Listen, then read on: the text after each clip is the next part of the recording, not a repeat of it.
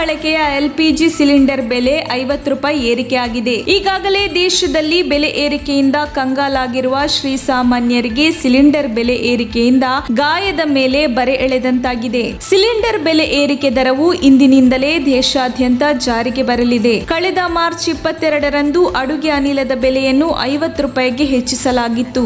ಇದೀಗ ಮತ್ತೆ 50 ರೂಪಾಯಿ ಹೆಚ್ಚಳ ಮಾಡಲಾಗಿದೆ.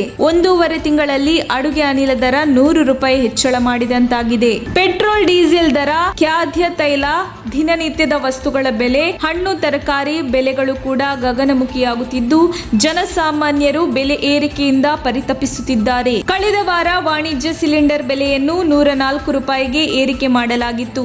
ಈಗ ಗೃಹ ಬಳಕೆಯ ಸಿಲಿಂಡರ್ ಬೆಲೆಯನ್ನು 50 ರೂಪಾಯಿಗೆ ಏರಿಕೆ ಮಾಡಲಾಗಿದ್ದು ಪ್ರತಿ ಸಿಲಿಂಡರ್ 990.5 ರೂಪಾಯಿಗೆ ಲಭ್ಯವಾಗಲಿದೆ.